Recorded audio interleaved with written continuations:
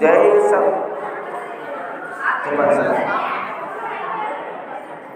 सतगुरु महाराज को श्री आदिवृक्षि दुब्बूरमणेय स्वामी वारिकी श्री सौज्ञानंद स्वामी वारिकी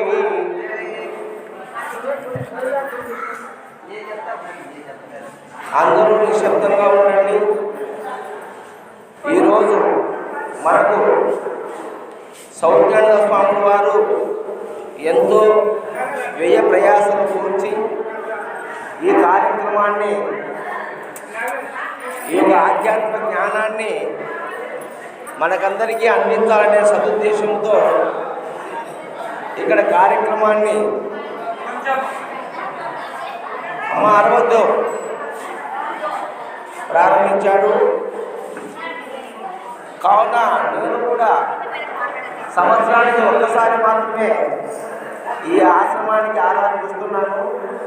గత 3 సంవత్సరాలుగా నేను వస్తున్నాను. రాత్రి పూట ప్రత్యేకంగా స్వాముల వారు నాకు మాటలు చెప్పమని అవకాశం ఇస్తాను. తదనుగుణంగా నేను కూడా ఆధ్యాత్మిక జ్ఞానాన్ని అందించాలని మరి నేను ఈ అవకాశం సద్వినియోగం చేసుకుంటున్నాను. కడప జిల్లా పుత్తూరు మా ఊరు. నేను వృత్తిరీత్యా doctor, MD naturopathy and yogic science. గత 30 సంవత్సరాలుగా పుత్తూరులో మా హాస్పిటల్ ఉంది. అలాగే ప్రవృత్తిపరంగా ఆధ్యాత్మిక ప్రబోధ నా వృత్తి. ఈరోజు రాత్రి నుంచి కూడా ఈ యొక్క ఆధ్యాత్మిక కార్యక్రమాన్ని అత్యద్భుతంగా జరుపుకున్నాము. అలాగే ఇంతకు ముందు గురువులు, చాలా సీనియర్లు, పెద్దవారు వారి యొక్క అనుభవ జ్ఞానాన్ని మీకు చక్కగా అందించారు. నేను కూడా విన్నాను. వారితో పాటు నేను కూడా 4 మాటలు మీకు చెప్పాలనుకున్నాను. ఈరోజు మనమందరం ఇక్కడ గుమి కూడడానికి గల కారణమేమి, ఎందుకోసం వచ్చాము, దేనికోసం వచ్చాము అన్న క్లారిటీ అందరికీ ఉండాలి. ఊరికే వచ్చామమ్మా పోయామమ్మా అంటే కుదరదు. ఎందుకు వచ్చాము మనము ఈ ఆశ్రమానికి, ఈ గురు సన్నిధికి, దేనికోసం వచ్చాము ఏమో అర్థమవుతుందా? శ్రద్ధగా వినండి, మాట్లాడొద్దు.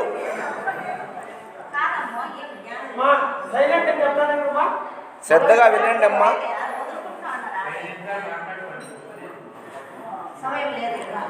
భగవంతుడెవరు, ఆ దేవుణ్ణి తెలుసుకోవాలా అనే కదా మీరందరూ వచ్చింది. ఇక వేరే విషయమే ఏమన్నా వచ్చారా చెప్పండి. భగవంతుడెవరు, ఎక్కడుంటాడు, అసలు ఉన్నాడా లేడా, ఉంటే ఎలా ఉన్నాడు? మరి అట్టి దైవాన్ని తెలుసుకోవాలంటే మనకు ఆది నుండి మన భారతదేశంలో సనాతన ధర్మములో మానవుడు పుట్టిననాటి నుండి ఈనాటి వరకు ఎందరో మహానుభావులు అవతరించి ఎన్నో సిద్ధాంతాలు, ఎన్నో సాంప్రదాయాలు, ఎన్నో మార్గాలు మనకు ఉపదేశించారు. ఇది కొనసాగుతూనే ఉంది. దీనికి అంతము లేదు. అంతముందా? అంతముంటే ఎప్పుడు అయిపోవాలి ఇది. కానీ మానవుడు పుట్టి కొన్ని వేల సంవత్సరాలు అవుతున్నప్పటికీ ఈ భూమి మీద భగవంతుని గురించి పరిశోధన చేస్తూనే ఉన్నాడు మానవుడు. అవునా కాదా? కానీ ఇంతవరకు రూఢిగా అందరికీ ఈ విషయం తెలియలేదు.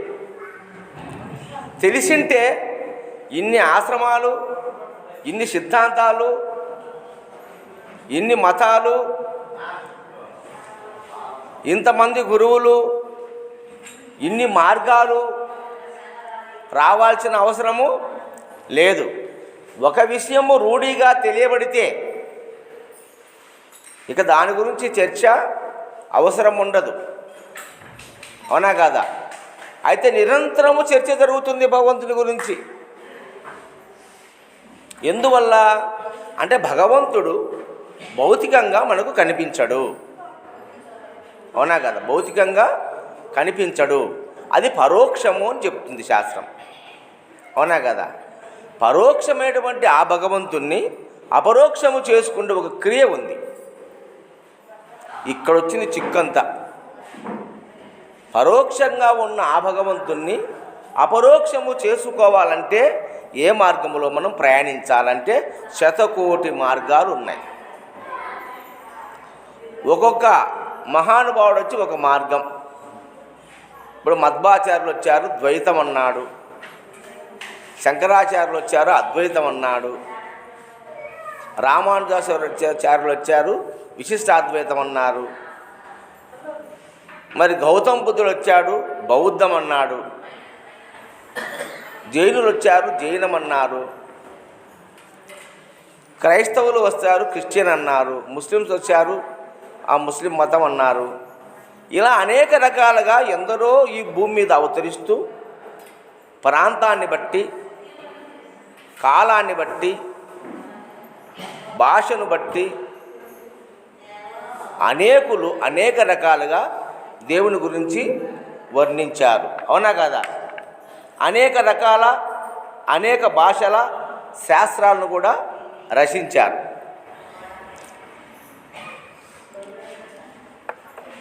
అలా ఆ విధంగా ఆ శాస్త్రాలను అన్నిటినీ చదువుకుంటూ ఆ సిద్ధాంతంలో ప్రవీణులైన కొంతమంది గురువులుగా చలామణవుతూ ఆ సాంప్రదాయాన్ని కొనసాగిస్తూ వస్తున్నారు. ఆనాటి నుంచి ఈనాటి వరకు ఇప్పటికీ కూడా భగవంతుని గురించి ఒక క్లారిటీ లేదు. కాబట్టే మనము 33 కోట్ల దేవతలను ఎంచుకున్నాము. నిజమా కదా ఈ మాట? 33 కోట్ల దేవతలను ఎంచుకున్నాము. ఇంకా పెరుగుతూనే ఉన్నారు. అవునా కదా?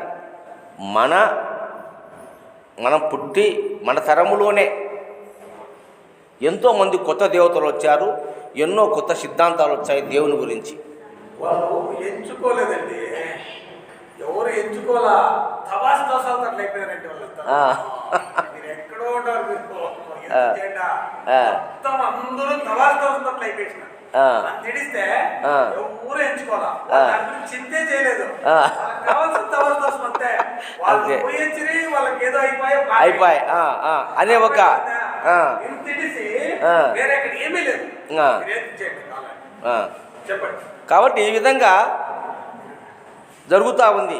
కానీ కొంతమంది మహనీయులు ఆ దైవతత్వాన్ని గురించి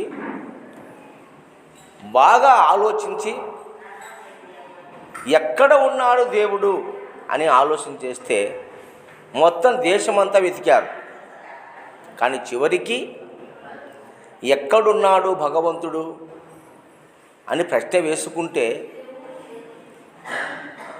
ఈ సృష్టిలో 84 లక్షల జీవరాశులు ఉన్నప్పటికీ జడ చైతన్యములైన పంచభూతములు, ఆ జడ చైతన్యమైన పంచభూతాల నుంచి జీవ చైతన్యమైనటువంటి మొక్కలు, జీవ చైతన్యమైన మొక్కల నుండి ఇంద్రియ చైతన్యమైన జంతువులు, ఇంద్రియ చైతన్యమైన జంతువుల నుంచి మనో చైతన్యమైన మనుషులు, ఈ విధంగా సృష్టి జరిగింది. మానవుడు వచ్చేసరికి కొన్ని లక్షల సంవత్సరాలు జరిగిపోయింది ఈ భూమి మీద. మనిషి మనో చైతన్యముతో భూమి మీద ఉదయించాడు. వీనికి ప్రశ్న పడింది, ఏమిటి ఈ సృష్టి, ఏమిటి, దీన్ని నడిపేవాడెవడు, ఎక్కడ ఉంది, ఎలా ఉంది అనేటువంటి అనంతమైన ప్రశ్నలు వీనికి కలిగి వీడు పరిశీలన చేస్తూ వచ్చాడు మానవుడు. దేని గురించి? భగవంతుని గురించి. అయినా భగవంతుని అవసరం ఎందుకు కలిగింది మనిషికి అంటే, ఈ మనిషికి మిగతా జీవరాశులకు ఈ సృష్టిలో 3 బాధలున్నాయి. త్రివిధ తాపములు: ఆధ్యాత్మిక తాపము, ఆది భౌతిక తాపము, ఆది దైవిక తాపం అని 3 తాపాలు ఉన్నాయి. ఆధ్యాత్మిక తాపం అనగా మనం పుట్టింది మొదలు మరణించేంత వరకు మన శరీరము ఒక యంత్రం. ఇందులో 1,20,00,000 బిలియన్ల కణాలు నిరంతరము పనిచేస్తున్నాయి. మీరు నిద్రపోయినా, మీరు మెలకువలో ఉన్నా, మీరు కలలుగంటున్నా, మీరు ఏ కర్మ చేస్తూ ఉన్నా, ఏ పని చేస్తున్నా అవి మాత్రము నిరంతరం విశ్రాంతి లేకుండా పని చేస్తూ ఉన్నాయి. కాబట్టి మన మనుగడ సాగుతూ ఉంది. అయితే ఇవన్నీ ఇలా పని చేయడానికి ఏమిటి కారణము? ఏది ఉన్నది? ఈ సృష్టి స్థితి లయములకు ఏది కారణమై ఉన్నది అనేటువంటి ఆలోచన చేసి ఈ మానవులు ఈ త్రివిధ తాపములలో ఈ ఆధ్యాత్మిక తాపం అనే దాంట్లో నిరంతరము మన శరీరములో ప్రతి కణము పనిచేయడం వల్ల అవి శ్రమకు గురయ్యి అరిగిపోయి తరిగిపోయి మరి అలసిపోయి సొలసిపోయి మనకు కొన్ని రుగ్మతలు వస్తాయి ఈ దేహానికి. ఆ రుగ్మతలు షుగర్ కావచ్చు, బీపీ కావచ్చు, కంటి చూపు లేకుండా పోవడం కావచ్చు, వృద్ధాప్యం రావడం కావచ్చు, శరీరం ముడతలు పడడం కావచ్చు. ఇలా అనేక గ్యాస్ ట్రబుల్, కిడ్నీ చెడిపోవడము, లివర్ చెడిపోవడము, గుండె చెడిపోవడము, బ్రెయిన్ సరిగా రాకపోవడము, రక్త సరఫరా సరిగా జరగకపోవడము, నరాలు వీక్నెస్ కావడము, ఇలాంటివన్నీ ఆధ్యాత్మిక తాపముల వల్ల మనకు కలుగుతూ ఉన్నాయి. రెండవది ఆది భౌతిక తాపం అనగా మన శరీరంలో ఉన్నవి కాకుండా బయట నుంచి మనకు వచ్చే అనేక ప్రమాదాలు ఉన్నాయి. అంటే ఇతర జంతువుల వల్ల కావచ్చు, క్రిమి కీటకాల వల్ల కావచ్చు, బ్యాక్టీరియా వల్ల కావచ్చు, వైరస్ వల్ల కావచ్చు, టైఫాయిడ్, మలేరియా, డెంగ్యూ, ఇలా అనేక రకాల బ్యాక్టీరియాల వల్ల, నిన్నగాక మొన్న వచ్చిన కరోనా వైరస్, ఇలా అనేక జబ్బులు బయట నుంచి మనకు వస్తున్నాయి. అలాగే యాక్సిడెంట్ రూపంలో ఎన్నో మనకు ఇబ్బంది జరుగుతున్నాయి. ఇవన్నీ ఆది భౌతిక తాపములు అన్నారు. మూడోది ఆది దైవిక తాపము. అంటే అతివృష్టి, అనావృష్టి, పిడుగులు పడడము, సునామీలు రావడము, భూకంపాలు రావడము, ఇలాంటి వల్ల కూడా మనకు ఇబ్బందులు కలుగుతున్నాయి. ఈ 3 భయాలు మనిషికి కలగడం చేత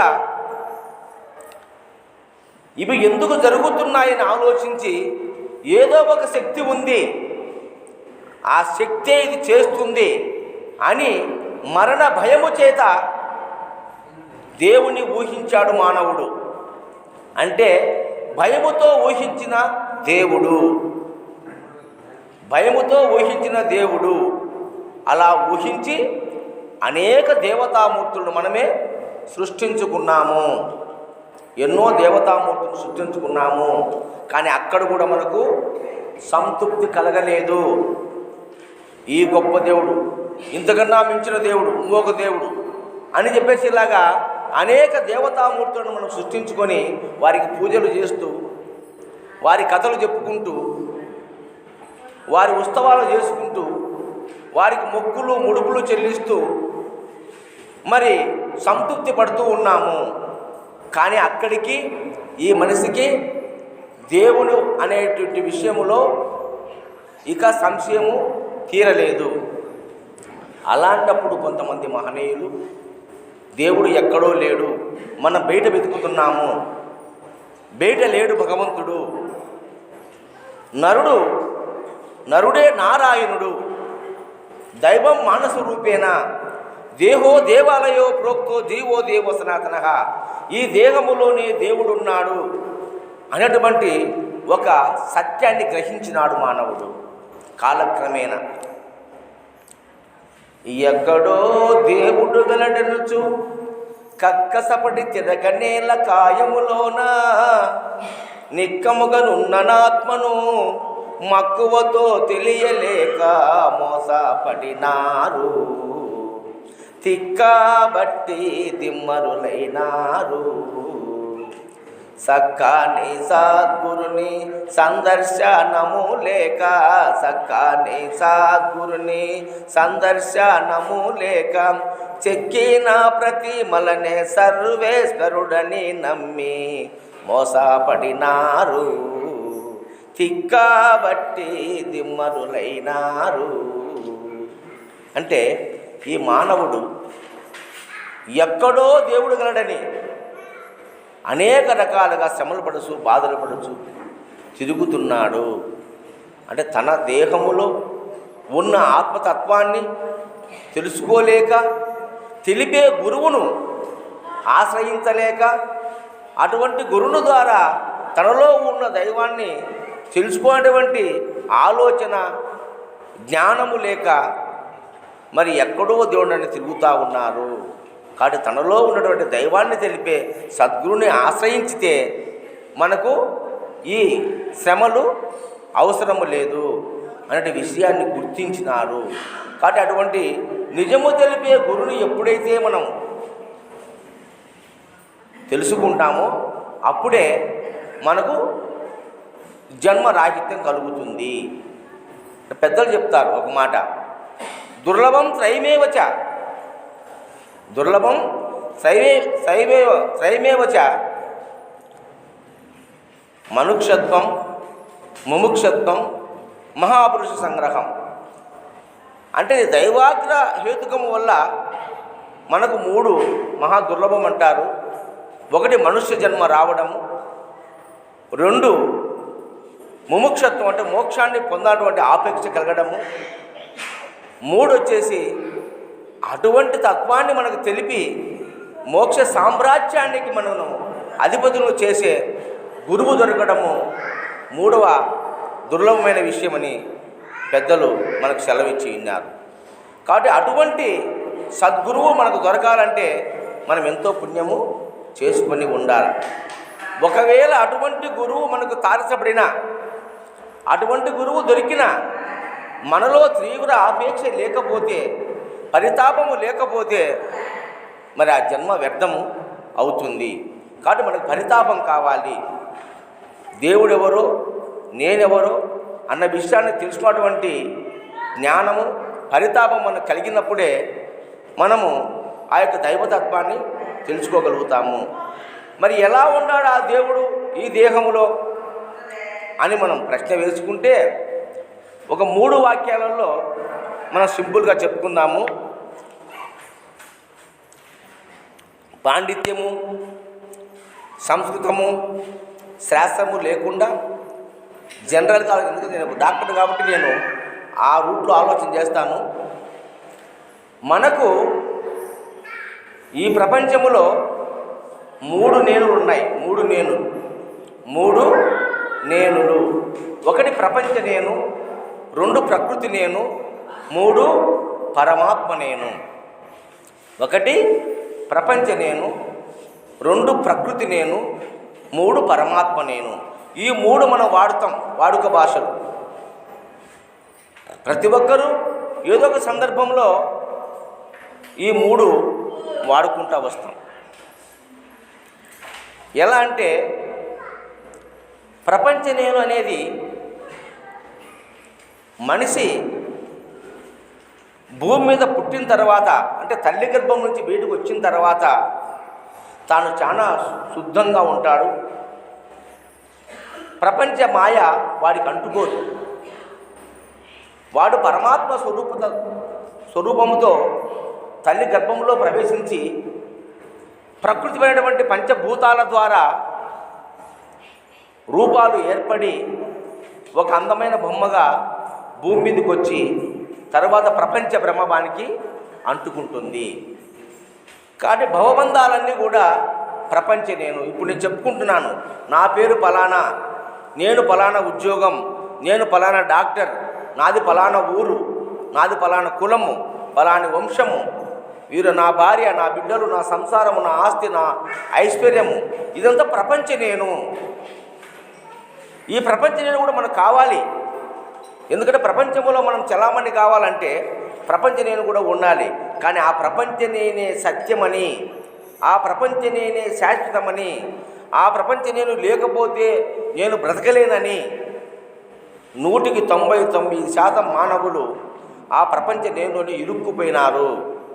అదే సత్యమని ఆస్తుల కోసము, ఐశ్వర్యాల కోసము, గొప్పల కోసము, మెప్పుల కోసము, ప్రతీకారం కోసము, మానాభిమానముల కోసము, ఆశామోహముల కోసము బందీ అయిపోయి అదే సత్యమని ఆ మాయలో ఇరుక్కుపోయి అక్కడి నుంచి బయటపడలేక వయసంతా అయిపోయినాక వృద్ధాప్యం వచ్చిన తర్వాత కళ్ళు కానరానప్పుడు మోకాళ్ళు అరిగిపోయి కూర్చొని లేవలేని టైంలో ఇక మరణానికి దగ్గర పడే సమయంలో రామా కృష్ణ ఎందుకు తండ్రి నాకు ఇన్ని బాధలు పెడుతున్నావు, నేనేం పాపం చేశాను, నన్ను తీసుకుపోరాదా అని మొరపెట్టుకుంటున్నాం.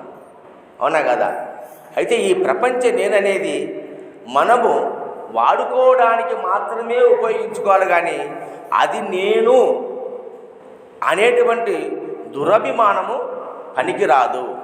అది నేనే అనే దురభిమానం నీకు ఎప్పుడైతే కలుగుతుందో నీవు ఆ బంధంలో ఇరుక్కుంటావు. బంధం అనేది చాలా భయంకరమైంది. బంధం మనకు అవసరం లేదు, అనుబంధం కావాలి, సంబంధం కావాలి.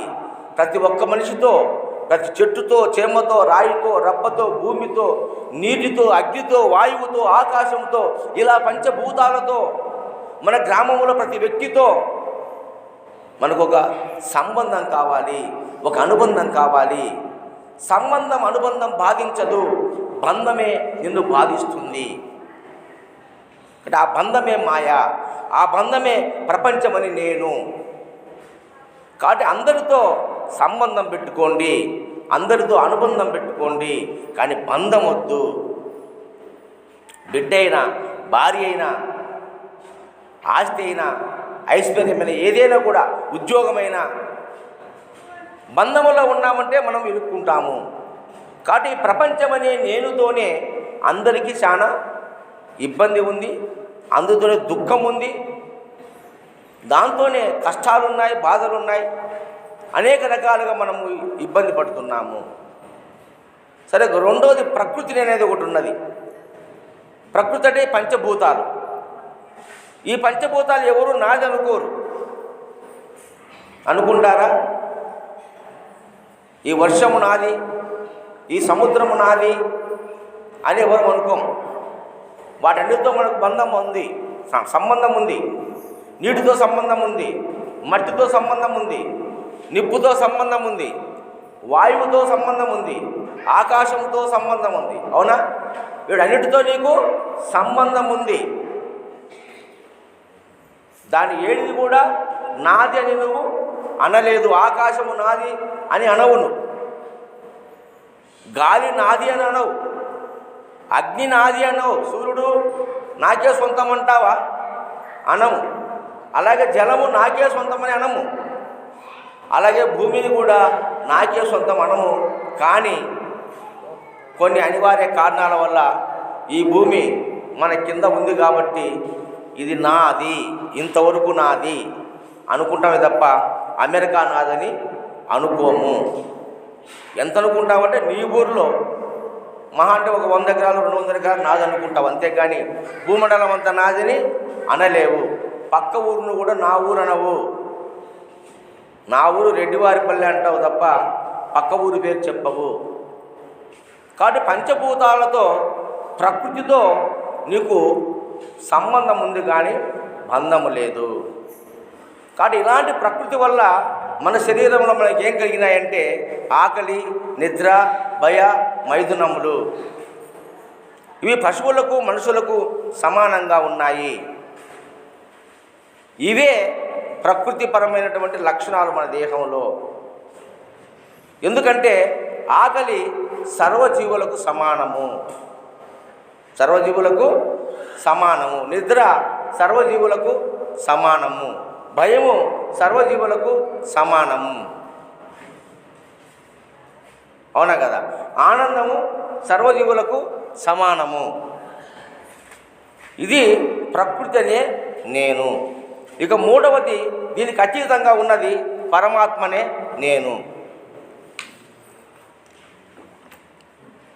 ఈ పరమాత్మ అనే నేను తెలుసుకోవడానికే, ఎందుకంటే ప్రపంచం కనబడుతుంది, దానికి బానిసైపోయి కష్టాలు పడుతున్నాం. ప్రకృతి కనబడుతుంది, ప్రకృతి మన సంబంధం ఉంది, కానీ దానివల్ల మనకు ఎలాంటి బాధ లేదు. ఇప్పుడు కనిపించే ప్రపంచము, ఈ కనిపించే ప్రకృతితో మనకి ఎలాంటి ఇబ్బంది లేదు. అయితే కనిపించని పరమాత్మతోనే మనమందరం బాధపడుతున్నాము. ఎందుకు? తెలుసుకోవాలని. ఇవి రెండు తెలుసుకున్నాం, ప్రకృతి నేను, ప్రపంచ నేను తెలుసుకున్నాం, కానీ పరమాత్మనే నేను తెలుసుకోవడం కష్టంగా ఉంది. దీనికోసమే మహానుభావులు మనకు ఎన్నో సాధనలు, అష్టాంగ యోగములు, నవవేద భక్తులు ఎన్నో చెప్పారు. అన్నిటికన్నా సూక్ష్మమైంది, అన్నిటికైనా సులువైనది, సాధ్యమైనది, అపోహలు లేనిది, సూటిగా తెలియబడేది ఒక యోగం ఉంది. దాని ముందు పెద్దలు తారక యోగం అన్నారు, కుండలిని యోగం అన్నారు. అంటే ఇది మొత్తము ఈ శ్వాస పైన ఆధారపడి ఉన్నది. మనము ఆహారము లేకుండా 42 రోజులు పొట్టి శ్రీరాముడు ఉన్నాడు, కానీ సైన్స్ చెప్తుంది ఆహారము లేకుండా 365 రోజులు మనిషి బతుకుతాడని. నీరు లేకుండా ఒక పక్షం అంటే 15 రోజులు బతుకుతాడు మనిషి. ప్రాణం పోవాలంటే 10 రోజులు టైం పడుతుంది. కానీ శ్వాస లేకుండా, ఈ శ్వాస లేకుండా మనము 5 నిమిషాలు కూడా బ్రతకలేము. అంటే దేంతో ఎక్కువ మనకు కనెక్షన్ ఉంది అంటే శ్వాసతో ఉన్నది. ఎప్పటి నుంచి? తల్లి గర్భంలో బయట పడిన నాటి నుంచి మళ్ళీ కాటికి పోయేంత వరకు మనకు శ్వాసతో బంధం ఉన్నది. అందుకే శృతి వాక్యం చెప్పింది, ప్రాణోపలక్షితే పరమాత్మ. ప్రాణోపలక్షితే పరమాత్మ. ఏదైతే ప్రాణరూపంగా ఉన్నదో అది పరమాత్మ స్వరూపము. అట్టి ప్రాణస్వరూపము మన దేహమునందు శ్వాస రూపంలో రోజుకు 21,600 సార్లు జరుగుతున్నది. జరుగుతుందా?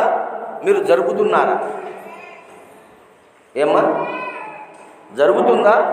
మీరు జరుపుతున్నారా? చెప్పండి. జరుగుతుంది, మనం జరపలేము. నిజమా కాదా? ఎందుకంటే నిద్రపోతున్నాం మనం సుషుప్తిలో, అది జరుగుతుంది, అక్కడ మనం లేము. అవునా కదా? వ్యవహారికంగా అక్కడ లేమంటే పోయిన మరి కదా ఉన్నాం, వ్యవహారికంగా లేము, అయినప్పటికీ జరుగుతుంది. మనం ఏ పనిలో ఉన్నా అది జరుగుతుంది. అవునా కదా? అయితే జరిగినంత వరకు ఆ యొక్క మూలతత్వాన్ని నువ్వు తెలుసుకోలేవు. ఎందుకు? అది నీకు తెలియకుండా జరుగుతుంది. అట్టి జరిగేదాన్ని మూలతత్వాన్ని గురువు ద్వారా తెలుసుకొని నువ్వు జరిపించాల. ఇప్పుడు శ్వాస మీద ధ్యాస అన్నారు, శ్వాస మీద ధ్యాస అన్నారు. శ్వాస మీద ధ్యాస బట్టి ఎలాంటి ఉపయోగం ఉండదని నా జ్ఞానంతో చెప్తున్నాను. ఎందుకంటే అది జరుగుతుంది, దాన్ని చూస్తూ ఉంటే వస్తుంది. ధ్యాసతో శ్వాస చేస్తే ఫలితం ఉంటుంది. ధ్యాసతో శ్వాస చేయాలి. శ్వాస జరిగినంత ధ్యాస పెడితే ఉపయోగం లేదు. అది జరుగుతుంది, నువ్వు ధ్యాస పెట్టినా జరుగుతుంది, ధ్యాస పెట్టకుండా జరుగుతుంది. కానీ ధ్యాసతో శ్వాస జరపాల. ఇది కదా క్రియ. దీని యోగం అన్నారు, దీన్ని కుండలిని యోగం అన్నారు, క్రియాయోగం అన్నారు, సిద్ధయోగం అన్నారు, ప్రాణాయామం అన్నారు. దీనికి ఎన్నో పేర్లు ఉన్నాయి. తారక యోగం అన్నారు. యోగం అంటే జరిపేది, జరిగేదాన్ని చూసేది కాదు, జరిపేది. జరిపే మనము ఈనాడు ఇన్ని కనుక్కున్నాం, ఈ మైక్ కనుక్కున్నాం, ఏం చేసాం? జరిపినాం. దీనిపైన పరిశోధన జరిపినాం, కరెంటు కనుక్కున్నాం, పెద్ద పెద్ద బిల్డింగ్లు కనుక్కున్నాం, ఆకాశంలో ఎగిరే విమానాన్ని కనుక్కున్నాం. దేని ద్వారా? పరిశోధన జరిపి. అవునా కదా? ఊరిక చూస్తూ ఉంటే దేన్ని పొందలేము, మనం చూస్తూ ఉంటే దేన్ని పొందలేము. జరిపితే పొందొచ్చు. కాబట్టి నీలో ఉన్న దైవాన్ని నువ్వు తెలుసుకోవాలంటే నీవు జరపాలి. అందుకే 41 రోజు లోపల కూర్చోబెట్టారు వాళ్ళు. అదే జరుగుతుంది. మనం చూస్తూ ఉంటామంటే కూర్చోాల్సిన అవసరం లే. మనం చూసినా చూడకపోయినా అది జరుగుతుంది. ఇదే కాదు, చాలా జరుగుతున్నాయి మన శరీరంలో. గుండె కొట్టుకుంటుంది, కిడ్నీలు పనిచేస్తున్నాయి, లంగ్స్ పనిచేస్తున్నాయి, ప్రతి కణము పనిచేస్తుంది, సర్వేంద్రియ అవయవాలు, బ్రెయిను, ప్రతి అవయము, ప్రతి కణము నిరంతరం పని చేస్తానే ఉంది. నువ్వు చూసినా చూడకపోయినా, నువ్వు అనుకున్నా అనుకోకపోయినా తన పని తాను చేస్తూ ఉంది. పుట్టింది మొదలు బాల్యము, యవ్వనము, కౌమారం, వృద్ధాప్యము, ఈ 4 అవస్థల యందు కూడా తన పని తాను చేస్తూ ఉన్నాయి, జరుగుతూ ఉన్నాయి. మనం జరపాల్సిన అవసరం లేదు. కానీ ఎందుకు నువ్వు జరపాల్సిన పని వచ్చింది? నిన్ను నీవు తెలుసుకోవాలంటే జరపాలా. అందుకే ఈ యోగం వచ్చింది. ఆ రహస్యం చెప్పనీకే గురువు వచ్చినాడు. ఈ జరిగేది వేరు, నువ్వు జరిపేది వేరు. ఏమ్మా, కుండలి యోగం చేస్తూ ఉంటారు కదా మీలో, మీకు అందరికీ ఎరికే కదా. ఎలా జరపాలో గురువు చెప్పినాడు. అవునా కదా? ముందు తెలుసా మీకు ఆ విషయము? తెలియదు కదా. తెలియని దాన్ని చెప్పినాడంటే జరిపే విధానం చెప్పినాడు, కానీ జరిగేదాన్ని చూడమని చెప్పలే. అర్థమైందా? అలా మన శరీరంలో అంటే బయట ప్రకృతిలో మనము జరిపిన పరిశోధనలో మనకు అవసరమైన ఎన్నిటినో మనం తయారు చేసుకున్నాము. కానీ నీ దేహములో నువ్వు పరిశోధన జరిపితే నీవెవరు అన్న విషయం నీకు తెలియబడుతుంది. ఇది మూలాధారం. ఇది మూల ఆధారము. అంటే మానవ జాతికే కాదు, 84 లక్షల జీవరాశులకు, సూర్యచంద్ర నక్షత్రాలకు, అండపిండ బ్రహ్మాండాలకు ఇదే మూలము. దీని గురించి ఒక చిన్న పాట పాడి తర్వాత నేను సెలవు తీసుకుంటానమ్మా. ముక్కులో గాలి అది వీడిపోయినా ఒక్కటుండదు ఖాళీ. ముక్కులో గాలి అది వీడిపోయినా ఒక్కటుండదు ఖాళీ. ఎక్కడ చూసిన ఏ జీవులలో చక్కగా నడుపుతూ సర్వమంతయు మొక్కే వాళ్లకు ముందు దేవుడై దిక్కే నేనని తెలుపుతున్నది. ముక్కులో గాలి అది వీడిపోయినా ఒక్కటుండదు ఖాళీ. అంటే ఈ ముక్కులో గాలి ఇది వీడిపోతే మొత్తం ఖాళీ. దేవుడు లేదు, బ్రహ్మము లేదు, విష్ణువు లేదు, ఈశ్వరుడు లేడు, సృష్టే లేదు. నీ తర్వాతనే ఏదైనా, నువ్వు లేకుండా ఈ విశ్వంలో ఏది లేదు. ముందు నువ్వు, తర్వాత విశ్వం. ముందు నువ్వు ఉన్నావు, నీ తర్వాతనే సమస్త విశ్వము ఏర్పాటైంది ఇక్కడ. కాబట్టి ఈ నీవు ఎక్కడున్నావంటే ముక్కులో గాలి అది వీడిపోతే ఒక్కటి ఉండదు ఖాళీ. ఎక్కడ చూసిన ఏ జీవులలో చక్కగా నడుచుతూ సర్వమంతయు, ఎక్కడ చూసినా సమస్తము, ఏ మండలములోవో, ఏ దేశములోవో, ఏ కాలములోవో, ఎక్కడ పోయినా ప్రతి జీవిలో, ప్రతి జీవికి, ఏ జీవికి ఎంత కావాలనో, సీమకి ఎంత కావాలనో, దోమకి ఎంత కావాలనో, ఏనుగుకి ఎంత కావాలనో, మనిషికి ఎంత కావాలనో, చుట్టుకి ఎంత కావాలనో, క్రిమికీటకాదులకి ఎంత కావాలనో లెక్క కట్టి మరి ఏమాత్రము తప్పు లేకుండా చక్కగా నడుస్తూ ఉంది. అది మొక్కే వాళ్లకు ముందు దేవుడై ఉంది. మొక్కాలంటే ముందు దానికి మొక్కాలి మనం. ముందు దేవుడు ఎవరు? శ్వాస. అవునా కాదా? మొక్కే వాళ్ళకు ముందు దేవుడై ఉన్నది అన్నటువంటి ఈ అంశాన్ని మనము క్లియర్గా తెలుసుకోవాలి. హరిహర బ్రహ్మల ఆడించున్నది, పరలోకాలు పెంపు చేయున్నది. అరయగ శ్రీమన్నారాయునికి ఆదిశేతుడై అలరుచున్నది. ముక్కులో గాలి అది వీడిపోయిన ఒక్కటుండదు కాలి. హరిహర బ్రహ్మలు కావచ్చు, ఈ విశ్వములో సమస్తము ఎన్నో లోకాలు ఉన్నాయి చెప్తున్నారు. అన్ని లోకాలు సృష్టించింది, పెంపు చేసింది. మరి అరయగ శ్రీమన్నారాయణకి ఆదిశేషుడై నిలిచింది. ఈ ముక్కులో గాలే ఏమ్మా భూభారంబును మోయుచున్నది, పగలు రాత్రుల పరిధి మార్చినది. అంటే ఈ భూమికి కింద ఏ ఆధారం లేదు. ఇది అనంత ఆకాశంలో శూన్యంలో తిరుగుతూ ఉంది. దీనికి ఏ ఆధారము లేదు. ఒకే కక్షలో క్రమం తప్పకుండా తన స్పీడులో కానీ సంవత్సరానికి 365 రోజులు మాత్రమే సూర్యుని చుట్టూ తిరుగుతూ వస్తున్నది. లేట్ రాదు. మన బస్సులు లేట్ వస్తాయి, విమానాలు లేట్ వస్తాయి, రైళ్లు లేట్ వస్తాయి, కానీ భూమి లేటుగా రాదు. 365 రోజులలో కంప్లీట్గా సూర్యుని చుట్టూ తిరుగుకొని వస్తుంది, ఒకే కక్షలో ఒకే మార్గంలో. అవునా కదా? మరి దీన్ని ఎవరు మోస్తున్నారు? అదే భూభారంబును మోయుచున్నది, పగలు రాత్రులు పరిధి మార్చున్నది. అంటే రాత్రి పగలు తిరగడానికి కారణము మళ్ళా ఆ భూమి తన చుట్టూ తాను తిరుగుతున్నది.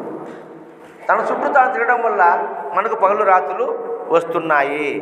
శుభదాయకమై సర్వజీవులలో ప్రభువుగా తానే పాలించున్నది. ముక్కులో గాలి అది వీడిపోయిన ఒక్కటుండదు కాలి. సర్వజీవులకు ప్రభువయ్యింది. అదే సర్వజీవులకు ప్రభువయ్యింది. సూర్యచంద్రులకు శోభనిచ్చున్నది. సూర్యుడు చంద్రుడు వెలగాలన్నా వాయువు ఉండాలి. ఆ వాయువు అనేటువంటి కదలిక చలనం లేకపోతే సూర్యుడు కూడా వెలగలేడు. ఒక దీపాన్ని వెలిగించి మనం ఒక గాజు మూత వేస్తే గాలి దొరకపోతే ఆరిపోతుంది. అవునా కదా? కాబట్టి ఈ సూర్యచంద్రులు శోభనిచ్చేది, వెలిగేది దానితోనే. సర్వదేవతలు చలనపరుచున్నది. ఎన్నో దేవతలు చెప్పుకుంటున్నాం మనం, వాటన్నికి చలనం ఇచ్చింది ఇదే. నురివిలో దానికి సమమే లేకను, కార్యాలెల్లకు కారణమైనది. ముక్కులో గాలి అది వీడిపోయిన ఒక్కటుండదు కాలి. అయితే ఈ ప్రపంచములో దానికి సమమైంది ఇంకొకటి లేదు. ఏమా? ఈ నురివిలో దానికి సమమైంది లేదు. ప్రతి కార్యానికి అదే కారణమైంది. అవునా కాదా? వింటున్నారా శ్రద్ధగా? ప్రతి కార్యము అంటే నేను మాట్లాడాలన్నా, మీరు వినాలన్నా, ఈ కార్యము జరగాలన్నా, ప్రతిదీ ఏ పని చేయాలన్నా అదే కారణమైంది. అది లేకపోతే ఏమవుతుంది? శవమై పడిపోతాం. అవునా కదా? ఏ కార్యము చేయలేవు. ఈ 24 ఇంద్రియాలు కాదు, 25 ఇంద్రియాలు ఏ పని చేయవు. అవునా కదా? జ్ఞానేంద్రియాలు, కర్మేంద్రియాలు, అంతకన్నా 14 ఇంద్రియాలతో మనం పనిచేస్తున్నాం నిరంతరం. కానీ ఈ 14 ఇంద్రియాలు ఏవి కూడా పని చేయవు అది లేకపోతే. పంచభూతముల పుట్టించున్నది, ఎంచి చూడగా వేల్పుగనున్నది. ముచ్చటగాను గుడుల ముందర కత్తురాళ్లపై కనబడుతున్నది. ముక్కులో గాలి అది వీడిపోయిన ఒక్కటుండదు కాలి. దీనికే పెద్దలు మనకు గుడుల ముందర నాగుళ్ళు పెట్టినారు. మనకు బొమ్మలు చూసినారమ్మా? గుర్తు కోసం దీనిని చూసి తెలుసుకోండి రాని 2 నాగుపాములు పెనేసుకొని ఉంటాయి. దానిపై మనం రౌండ్ తిరిగి వస్తూ అంటాం. కానీ అది ఎందుకు పెట్టారు అక్కడ, ఏమి కారణం అని తెలుసుకోలేకుండా ఉన్నాం. కాబట్టి అటువంటి శ్వాసే మన శరీరములో ఉచ్ఛ్వాస నిశ్వాసలుగా ఉంటూ మరి నిరంతరము జరుగుతూ ఉన్నది. జరిగేదాన్ని నువ్వు గమనించడం కాదు నాయన, దాన్ని నువ్వు జరిపించాలి నీ ప్రయత్నం చేత. దీనే పురుష ప్రయత్నము అన్నారు.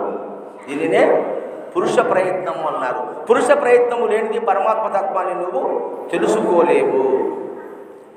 ఇట్టి పురుష ప్రయత్నము చేత అట్టి శ్వాసను ఎలా అయితే నడపాలనో ఆ నడకను, ఆ మార్గాన్ని మనకు ముందు వీరబ్రహ్మం గారు కూడా చెప్పారు. పాము పట్ట వస్తారేమోనని పాటలో, సందమామ సందమామ సందమామ అనే పాటలో, ఇలా అనేక పాటల రూపంలో మనకు దీని గురించి చెప్పినారు. అయితే ఈ మార్గాన్ని కనుక మీరు ఎన్నుకొని గురుపదేశం పొంది గురువు ద్వారా ఆ కుండలిని యోగం ఎలా చేయాలి అనేటువంటి ఆ పరమ రహస్యాన్ని ఉపదేశంగా తీసుకొని మీరు సక్రమంగా చేసినట్లయితే అప్పుడు సాక్షాత్తు పరమాత్మ స్వరూపను నేనే అనే అనుభవ జ్ఞానం మీకు కలుగుతుంది. ఎప్పుడైతే సాక్షాత్తు పరమాత్మనే అనుభవ జ్ఞానాన్ని కలుగుతుందో ప్రపంచానికి ప్రకృతికి జనన మరణాలు ఉన్నాయి, కానీ పరమాత్మకు జనన మరణాలు లేవు. పరమాత్మ తాను సాక్షి స్వరూపుడయ్యి తన లోపల ఇవన్నిటినీ జరిపిస్తూ ఉన్నాడు. తాను అకర్త అభోక్త అయ్యి, తాను కర్త కాదు భోక్త కాదు, తనకు జనన మరణాదులు లేవు. ఎవరు తనంటే ఇక్కడ నేను. అందుకే మన చతుర్వేద మహావాక్యాలు చెప్పినాయి.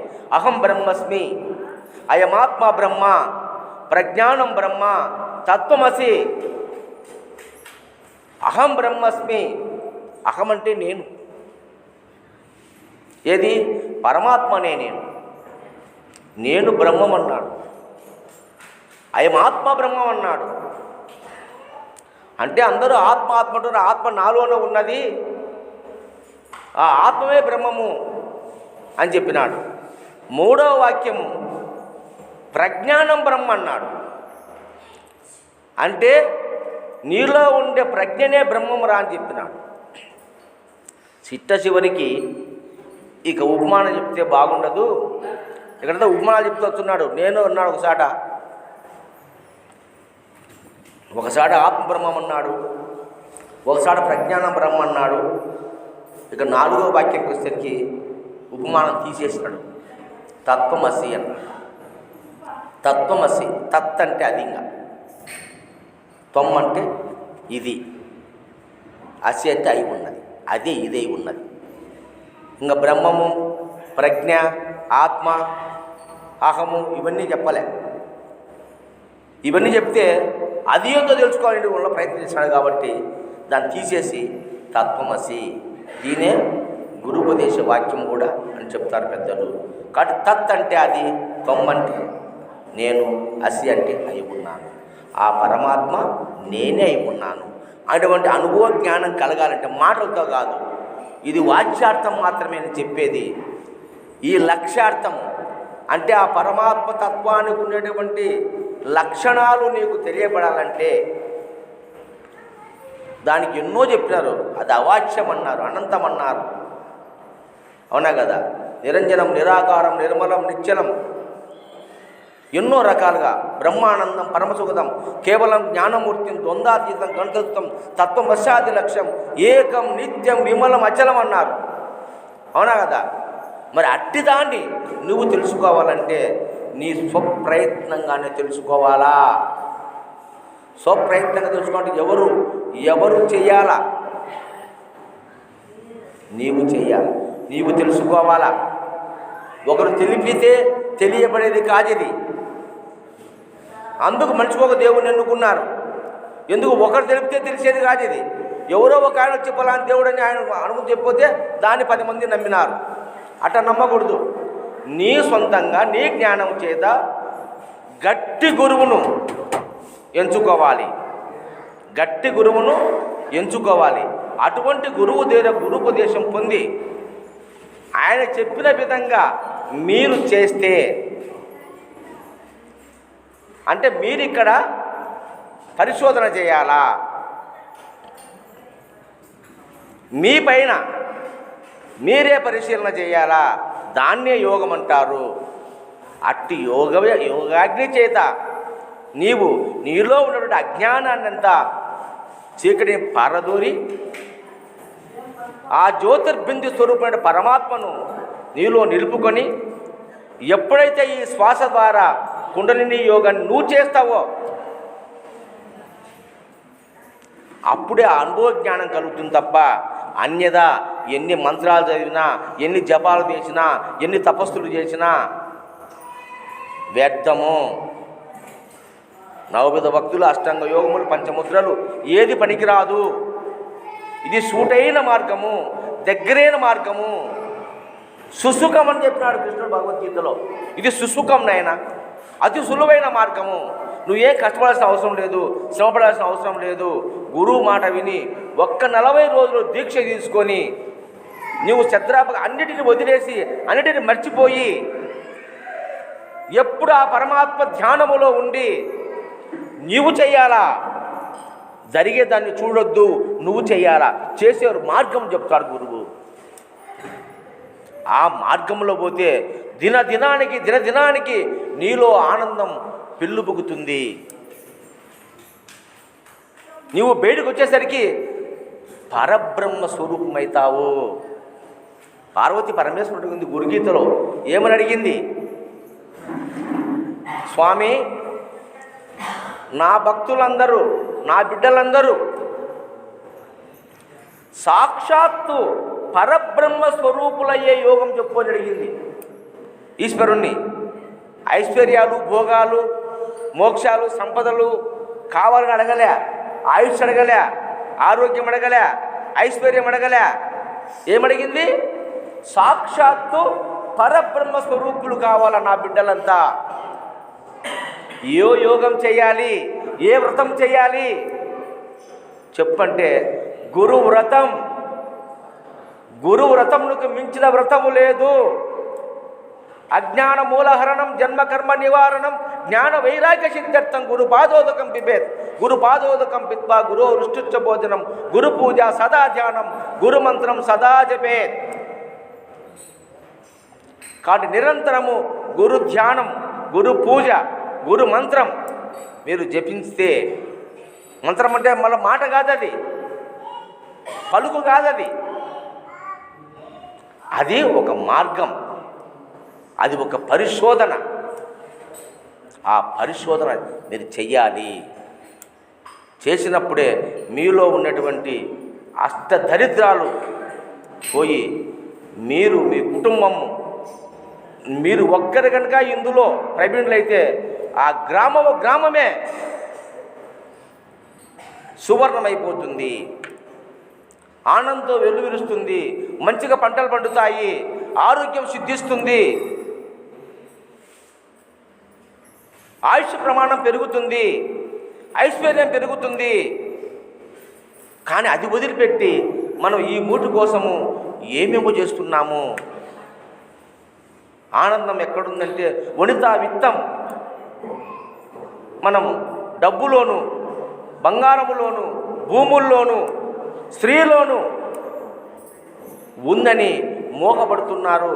పురుషులు స్త్రీలలో, స్త్రీలు పురుషుల్లో ఉందని ఆనందం, బంగారములో ఉందని ఆనందం, భూములు పుట్టల్లో, నగలు నట్టల్లో ఉందని ఆనందం వెతుకుతున్నారు. అక్కడ లేదు, నీ లోపల ఉంది ఆనందం. నీ లోపలికి ప్రయాణం చేయి. ఏమా, ఇంత గొప్ప విషయాన్ని తెలుసుకున్న మీరందరూ కూడా ఇక్కడి నుంచి పోయిన తర్వాత, మీ ఊర్లోకి పోయిన తర్వాత, అదే గురుదేవుడు ఉన్నాడు రా, మనలో ఉండే ఆనందాన్ని మనకు చూపిస్తాడు, మనకు తెలియజేస్తాడు. మనము సత్తు చిత్తు ఆనంద స్వరూపం అయ్యేదానికి 100% అవకాశం ఉంది. ఇంతకన్నా రాజమార్గము, ఇంతకన్నా అంత సులువైన మార్గము ఇక ఎన్ని జన్మలు ఎత్తినా దొరకదు. అనంతకోటి జన్మ అని ఆత్మజ్ఞానం లభ్యతే, ఆత్మజ్ఞానం అనంతాన్ని పూర్ణబోధం వచ్చేదే. కాబట్టి ఇటువంటి పూర్ణబోధ ఇది. ఇక దీనికి మించిన ప్రబోధ లేదు. ఇక ఎన్ని చెప్పినా దీని తగ్గుయే కానీ దీనికన్నా మించింది లేదు. ఎందుకంటే ఇది నీ ప్రాణముతో లింక్ అయింది, ఇది నీ జీవితంతో లింక్ అయింది, ఇది సమస్త జీవరాశులకు ప్రాణరూపంగా ఉన్నది. ఆ ప్రాణోపలక్షితే పరమాత్మ స్వరూపమై ఉన్నది. అట్టి దానిని ఆయుధంగా, అది వజ్రాయుధము. అటువంటి వజ్రాయుధాన్ని మీరు చేతపట్టుకొని మీరు కనుక సిద్ధమైతే నీ ఇల్లు స్వర్గసీమ అవుతుంది, ఆనందలహరి అవుతుంది, బృందావనం అవుతుంది. ఏమమ్మా అర్థమైందే? కాబట్టి ఈ విషయాన్ని మీరందరికీ తెలియచేయండి, మీరు తెలుసుకోండి. ఇంకా అజ్ఞానంలో ఉన్న గురుకాడికి వచ్చినామని మర్చిపోయి సరిగా చేయక, ఆ రుచి తెలియక, ఆ రుచిని పొందలేక మధ్యలోనే ఆపేసి ఒకసారి కూర్చున్నారు, తెలియబడలేదు, అడగాలి గురువుని. స్వామి ఎట్లంటే మీరు రాంగ్ రూట్లో పోయి ఉండొచ్చు, సరైన రూట్లో ప్రయాణం చేస్తే 100% మనకు ఫలితం వస్తుంది. సరేనామా? దేశగురు మహారాజుకు జై.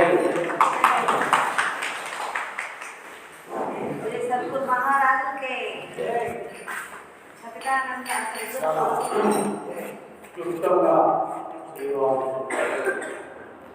మీకు అర్థమయ్యే రీతిలో సరళమైన భాష, ఎంతో సంస్కృతం లేదు, మీరు మాట్లాడే సరళమైన భాషలో దేవుడు అంటే ఎట్లా అర్థం చేసుకోవాలని చెప్పి ఆయన చాలా క్లుప్తంగా చెప్పారు.